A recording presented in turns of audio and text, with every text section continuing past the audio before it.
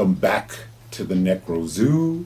I am Bones, and in this one, we're going to take a look at the McFarlane designed Batman Walmart exclusive from the DC Multiverse collection. Now, this figure was a original concept and design from Todd McFarlane himself. It is pretty much like based like a steampunk kind of looking Batman with a little bit of Gotham by Gaslight in there. But to me, it's pretty much an original design. At first, I wasn't too sure of if I would like this figure or not, but we'll get into it. Looks pretty good in the package, but let's open it up and take a look at it. Of course, first up, you do always receive a black DC Multiverse stand. Pretty useful, but if you decide not to use it, oh well. It's all good. You also get the data file card. This one looks pretty cool.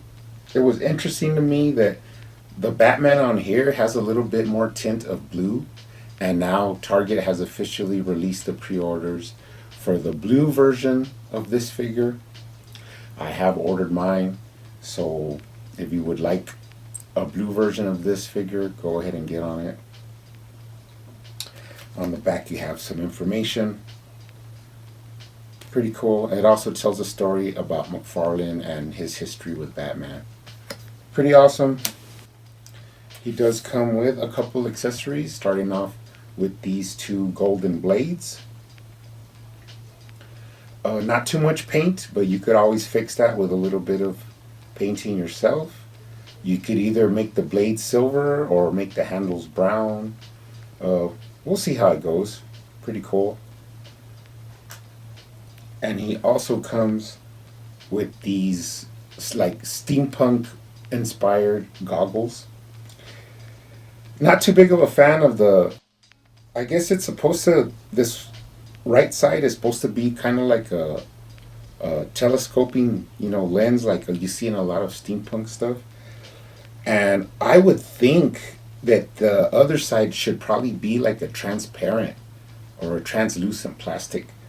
So if I ever decide to modify this, I'll try and do it and see how it looks, and then I'll make a video on it. But pretty interesting little extra there. Now, let's take a look at the figure himself. Starting off with the head sculpt. Some people are, it's yay or nay. Some people like it, some people don't. I pretty much think it's, its own unique head sculpt. Pretty cool. Really long ears. Has the basic a little bit up articulation and a lot down, which is pretty much the way it goes with McFarlane. Pretty cool articulation. You can give him some attitude with a little bit of head tilt. So standard, it's pretty good. Coming down, he has that awesome spreading bat symbol. Now it is a different piece, like on the top of the actual cloak, but it does look pretty good. Now if you look at the lower, at like the abdomen, like lower chest part, this is a really nice Batman body. I mean, they still have not released like the definitive Batman from McFarlane, and I wouldn't mind if they use this actual body sculpt. And even the upper arms, I'm just the gauntlets would kind of like, make it different, but they should switch out the gauntlets. But the bicep and the tricep and the shoulder, they're just like a smooth, sculpt that would be good for a regular Batman.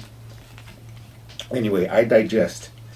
So you go on to the arms. Of course, he has the ratchet shoulders, butterfly in the shoulder, has some on his left arm. He has some pretty cool pouches up there around his bicep.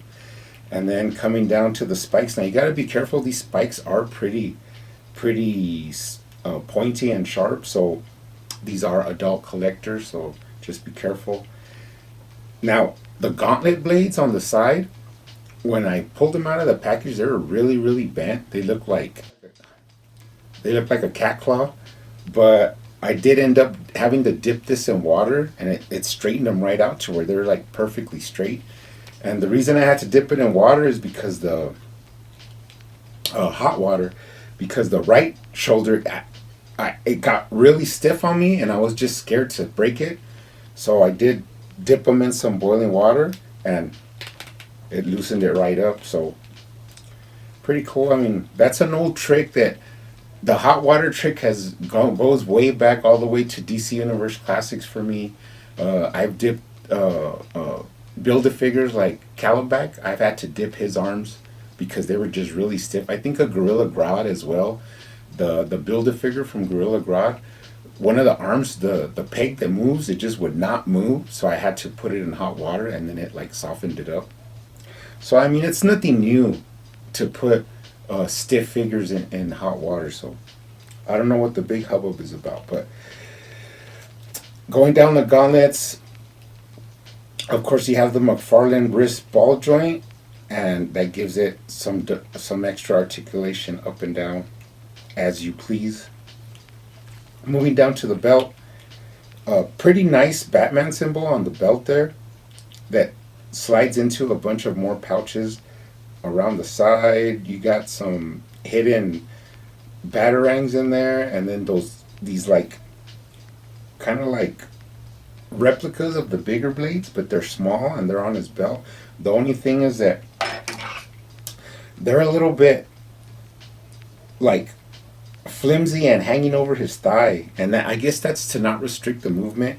But they should have just like placed them back here on the side or something, or made them removable. That way you could have just like pulled them off in and out, you know. So like I always say with McFarlane, it's growing pains. We'll figure it out. One thing they have advanced on that I have to say is if you get these thighs, the thigh swivel works really good. Like you could pretty much swivel it out, and it gets a lot of swivel back in. So that's one part where they are advancing, is in the thigh swivel. Kick out his leg, and of course those blades bend up, and then he has double jointed knees. Moving down, now they have started to put like a cover usually over the ball joint so you don't see it as much, but it is still accessible where you could use it. Now this one does come with swivel, with ankle rocker, because it could be in any position and it still rocks, which is kind of interesting. And then it also has the up and down motion at the ankle, and he does have toe articulation. A lot more pouches on the around the thigh there. There's a pretty cool looking tool here. It looks like some kind of lock pick or something like that.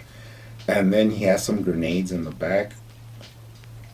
Pretty cool. Attention to detail. Looking from underneath, these are just flat soles. They have no tread pretty much at all. Going up, pretty nice scope work. There's those grenades. Like I said, this body, the actual the buck would be really good for just a plain Batman, besides altering some stuff. Now this cape design, they chose it really narrow. It has like two flaps to the back, and then you do have, going up, you have those points on those corners of the cowl, and then you have the storage for his blades. So you put one blade in there, one blade in here. Now I have heard people complain that if you tip them, the blades fall out unless you kind of like interlock them like this. But once you kind of cross them, they do tend to stay in a little bit better. So, and then getting to the goggles. Now, for some reason, I really like the look of the goggles, like just above his eyes. Like if he's gonna like have them ready to use, or like in kind of like a detective case, like that scope magnifying something. I mean, that's how I interpret it. But I'm not too big of a fan of when you pull it down, because it kind of looks like if he's like blinded, you know. But like I said, if you added a little bit paint detail to the eye scope, and then maybe if you change this other lens to like a little piece of translucent plastic, it might make a little bit more sense. But we'll see what happens. Like I said, I prefer more the look where the goggles are like just above his eyes like that. That looks pretty good. Now, I did make space for him up on my multiverse shelf. I'll show a little clip at the end where he's gonna be where his spot is at. Pretty much getting a large collection of McFarlane's up there. Fantastic, fantastic collection. Now, the verdict, all in all, as a singular release, as a like a new concept design or whatever, I love this figure. It's pretty cool. Uh, I don't really have too much complaints about him, except for like these flimsy swords on his belt, and that's about it. I mean, he's a beautiful looking figure, as you will see when I put him up on the shelf with his Batman brothers. Beautiful design by Todd McFarlane. As I said before, I will be getting the variant to put up there next to this one. And if I do decide to do any painting on this or customizing, I'll let you guys know. We'll see how it goes. But anyways, guys, that's it for now. Stay hunting out there. Stay safe. And I will see you on the next one.